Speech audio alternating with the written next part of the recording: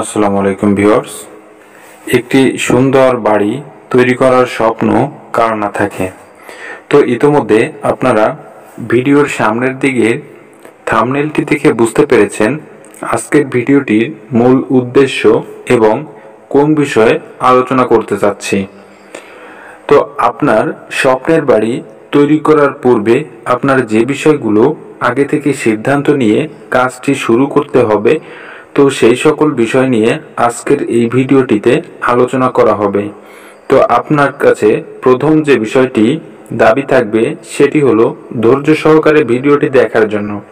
যদি আপনি সম্পূর্ণ ভিডিওটি ধৈর্য সহকারে দেখতে পারেন তাহলে এই বিষয়গুলো আপনার জানা থাকবে এবং জানা থাকলে আপনিই পারবেন সুন্দর একটি বাড়ি তৈরি করতে এবং সহজেই আপনার স্বপ্নটি পূরণ হবে। তো বিস্তারিত দেখলে বুঝতে পারবেন। তো ভিউয়ার্স, আপনি যদি আমার চ্যানেলে নতুন হয়ে থাকেন তো চ্যানেলটি সাবস্ক্রাইব করে পাশে থাকা বেল বাটনটি অন করে রাখবেন। নতুন নতুন ভিডিও নোটিফিকেশন আপনার কাছে পৌঁছে যাবে এবং যদি নিয়মিত সদস্য হয়ে থাকেন আমার চ্যানেলে তো অনেক অনেক ধন্যবাদ। তো ভিউয়ার্স, আপনার যে বিষয়গুলো আগে থেকে ভাবতে হবে তো সেটি হলো, এখানে দেখতে পাচ্ছেন সামনের দিকে ফোর্সের সঙ্গে সাইটের যে লিন্টারটি দেওয়া হয়েছে। তো এখানে যদি আপনার সেলফের প্রয়োজন হয় তো আপনার আগে থেকে এটি ভাবতে হবে এবং সামনের দিকে যদি কোনো প্রকার ডিজাইন আপনার চয়েসে থেকে থাকে অথবা আপনার চয়েসে নাই, তারপরেও আপনার পরবর্তী সময়ে এরকম কোনো কিছু চিন্তা আসতে পারে। এরকমটি যদি হয়ে থাকে তাহলে আপনি আগে থেকে এই বিষয়গুলো নিয়ে বুঝে শুনে বাড়ির কাজটি শুরু করবেন। হয়তোবা এমন হতে পারে আপনার কাজটি কমপ্লিট করা হয়ে গেছে, এমন সময়ে আপনার একটি ধারণা হলো আমি এখানে এই কাজটি করলে আরো বেশি সৌন্দর্য হতো, তখন কিন্তু আর করতে পারবেন না। তো এই সকল বিষয় নিয়ে আগে থেকে আপনার ভেবে বাড়ির কাজটি শুরু করার প্রয়োজন হবে। তো আজকের এই যে বাড়িটি দেখতে পাচ্ছেন এই বাড়িটির ফ্লোর প্ল্যানটি এখানে দেখতে পারবেন। এটি দেখার পরে বাকি বিষয় নিয়ে আলোচনা করব। তো এখানে ফোর্সটি করা হয়েছে 8 ফিট বাই 7 ফিট। এখানে বারান্দাটি করা হয়েছে 8 ফিট বাই 15 ফিট 6 ইঞ্চি। এখানে একটি বেডরুম দেখতে পাচ্ছেন, এই বেডরুমটি করা হয়েছে 12 ফিট বাই 11 ফিট এবং এখানে আরেকটি বেডরুম দেখতে পাচ্ছেন, এটি করা হয়েছে 13 ফিট বাই 12 ফিট। এখানে মাঝের দিকের স্পেসটি রয়েছে 3 ফিট 6 ইঞ্চি বাই 30 ফিট।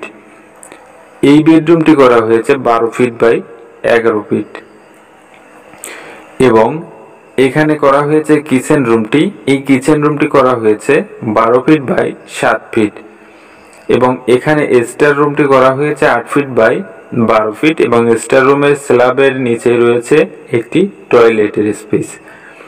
তো এই সাইডটিতে হবে এখানে ডাইনিং রুম এবং আরো একটি টয়লেট, যার জন্য এখানে দরজা রাখা হয়েছে।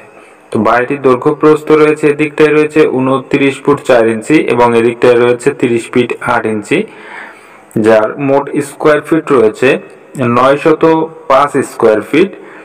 এখানে জায়গার প্রয়োজন হয়েছে 2.07 শতক জায়গা এবং 1.25 কাঠা জায়গায় বাড়িটি নির্মাণ করা হয়েছে।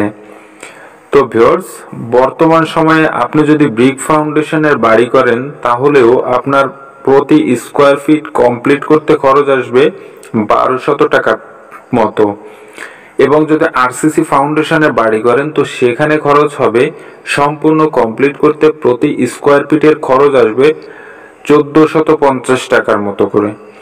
তো আপনি সেখানে যদি ফাউন্ডেশনে পরিবর্তন করে বা যদি ব্যয়বহুলভাবে করেন তাহলে অন্য কথা। তো সাধারণভাবে করার জন্য যে টাকা খরচ হবে আমি সেই হিসাবগুলো আপনাদের সামনে তুলে ধরে থাকি।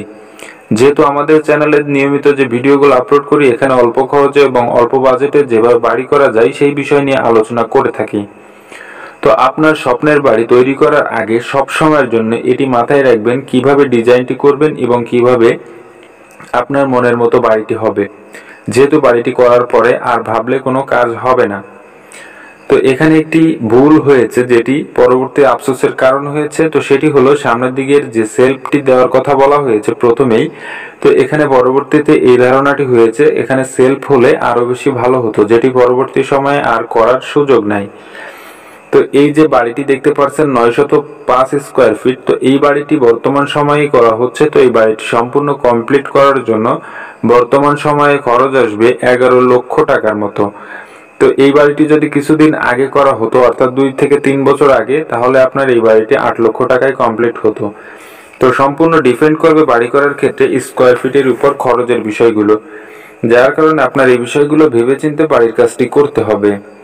তো ভিউয়ার্স, এখানে যা কিছু বলা হয়েছে এগুলো সবকিছু আপনাদের উপকারের স্বার্থেই বলা হয়েছে, এবং কোন বিষয়টি আপনার ভালো লেগেছে এই কথাগুলোর ভেতর তো কমেন্ট বক্সে জানিয়ে দিবেন। তো ধন্যবাদ সম্পূর্ণ ভিডিওটি দেখার জন্য। ভালো থাকবেন, সুস্থ থাকবেন। আসসালামু আলাইকুম।